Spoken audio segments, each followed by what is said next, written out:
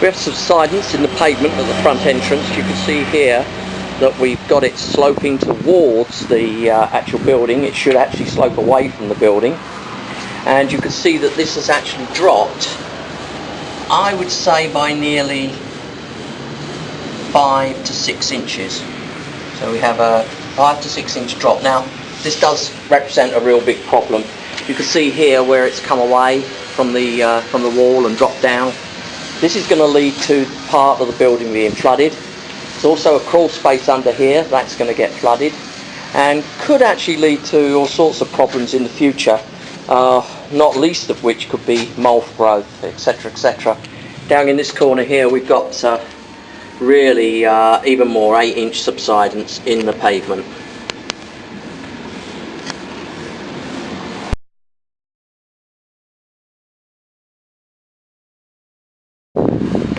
We're at the corner for the loading bay. Gas lines running across the roof here. We have a broken skylight. Almost.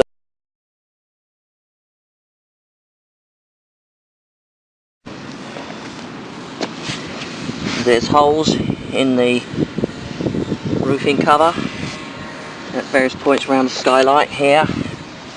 That will be leaking. Water is pooling in this area here, and it would definitely go into the skylight at some point. We're going to work our way down the roof close to the edge. That's where most of the strength in the roof lies, because I don't know if there's a damaged portion of the roof that I could tread on. Here we've got another skylight.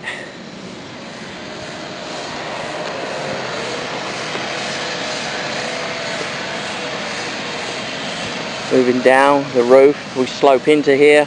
We've got the drains, they go straight away down to the floor, into the basement, into the crawl space, where they'll be connected to the storm drains.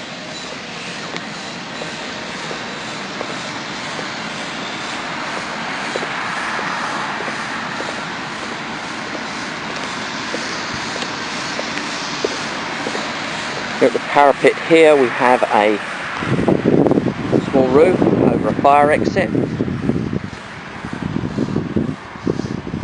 There's a drain, there's some debris in it, and there's leakage along here at the parapet.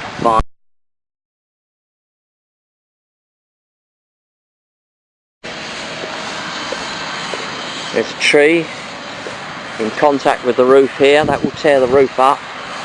That's got to be cut back, and I think when you cut it back you may find damage to the roof itself.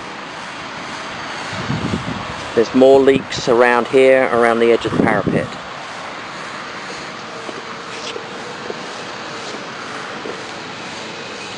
There's signs of pooling in various places.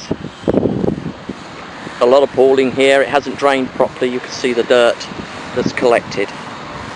Here we have some vents. Each vent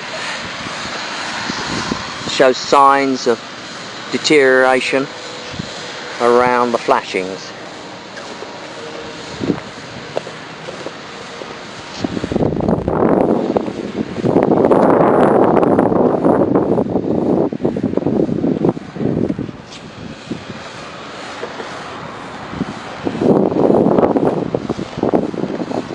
We're coming up to the front entrance.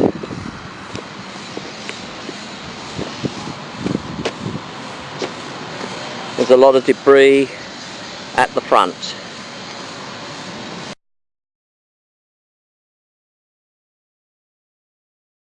Continuing down.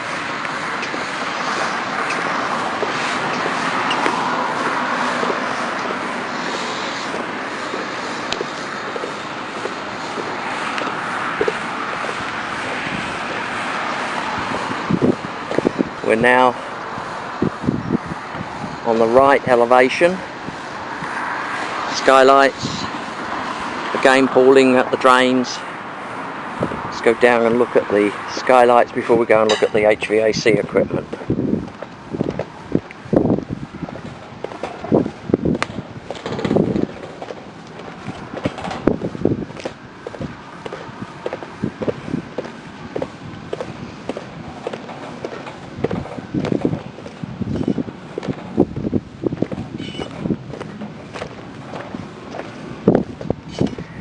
Skylight's broken. There was a hail event here in April of this year, March or April, I've got the record. Another skylight broken. This is probably broken from a hail hit. They of course will be leaking now that they're broken.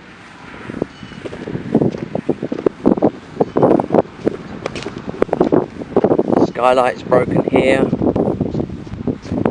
and that skylight. So all skylights are broken.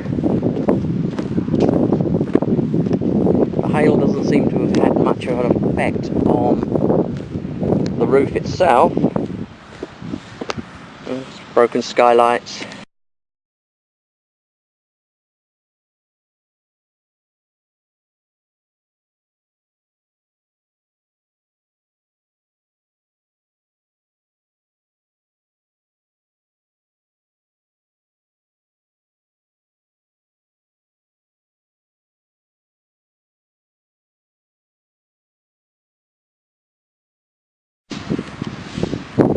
This is the air conditioning equipment. It's not been possible to run this equipment. It's not run from the inside. It's isolated. Yes, it's off. There's a lot of damage to the roof here.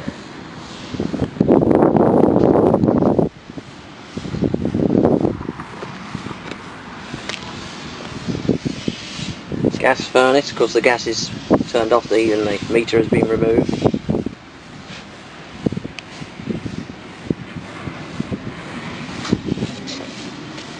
There's been damage to the roof covering, all damage there.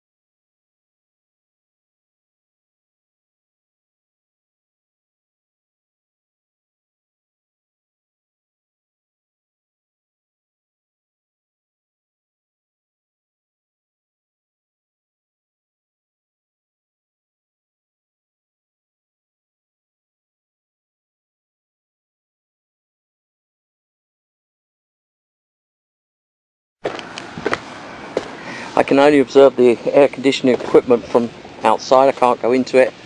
All of them have been isolated. Well, this one's on.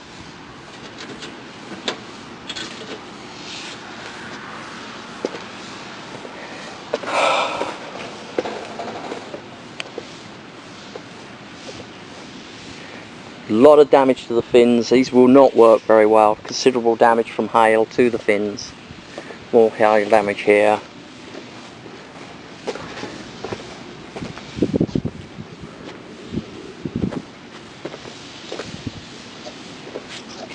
There's a lot of remedial work needed to be carried out on these units before they can be put into service.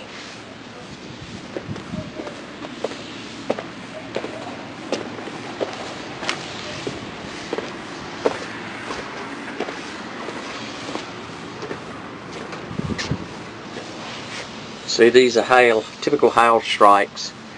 It's quite heavy hail hitting this roof. So, summary of the roof: generally in poor condition, multiple leaks around the whole area, especially water damage in the ceilings below. It's easy to observe. The skylights, all the skylights are needed to be repaired. All of them will leak. Damaged in the last hailstorm. This is where the air conditioning entrance is, and here it's a patch, but it's actually got a soft spot this patch will soon start to leak. There's nothing beneath it holding it in place, and you can see here there are multiple patches in various areas around where the satellite dish is that will be leaking too.